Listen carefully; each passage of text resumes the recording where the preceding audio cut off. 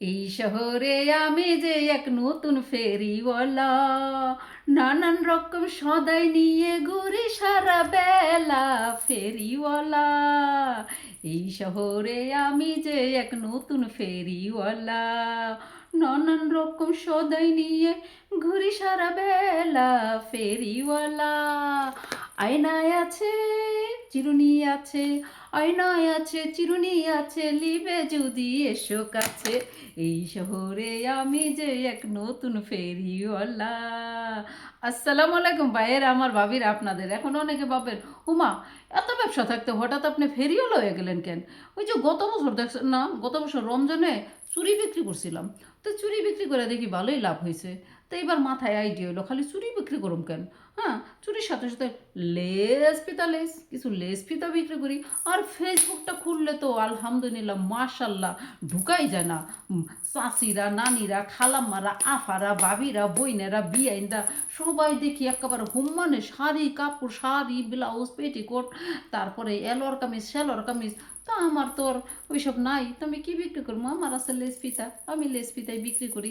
তবে একটা কথা, এই লেস ফিতা যারা কিনবেন, এটা কিন্তু fix price, no bargaining, bargaining করা যাবে না। আসেন দেখাই কিসের দোকান নিয়ে আজকে বসছি। ওকে, ঘুরাই কেমনি? এটাই তো ঘুরাইতে পারি না। এই যে, এই যে লেস ফিতা, লেস, আহা আহা হা হা হা, লেস ফিতা, লেস, উমাগো, দেখছেন? এই তো, এই তো কিছুই না, চার ভাগের অর্ধেক ভাগ আর কি বাই করছি। সবগুলো বাই করা সম্ভব না আমার পক্ষে, কারণ গুছাইবকে, বুঝছেন?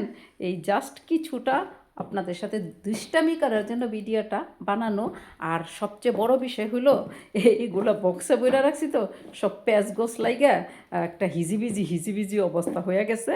এখন এই যে একটু হিজাব পরি, হিজাবের সাথে একটু লম্বা লম্বা মালা ঠালা করলে ভাল লাগে, তো তো টান দিয়া ঠান দিয়া খুঁজা বাই করা পারি না, বাই করতে পারি না, পড়তেও পারি না। তো ভাবলাম যেগুলা বসে বসে সব প্যাচ গোছ আর কি ছাড়াইছি, তো সেটা আপনাদের সাথে একটু শেয়ার করা, এই আর কি, আর কিছু না। আর বাকিগুলা যদি আমি সব বাই করি, আজকে রাত ভোর 5টা হয়ে যাবে এগুলো গুছাইতে গুছাইতে। তা বাকিগুলো আমার বাই করার দরকার নেই। যেটুক আমার আমি অ্যাজ ইউজুয়াল পরি আর কি, সব ড্রেসের সাথে ম্যাচিং হয়ে যায়, ওগুলাই আর কি একটু বাই করছি। বাকিগুলো পাবারে বাবা, আমার জামাই বাচ্চা থাকলে কইতো গো মহিলা, এখন বুঝছি আমার টাকা পয়সা কই গেছে।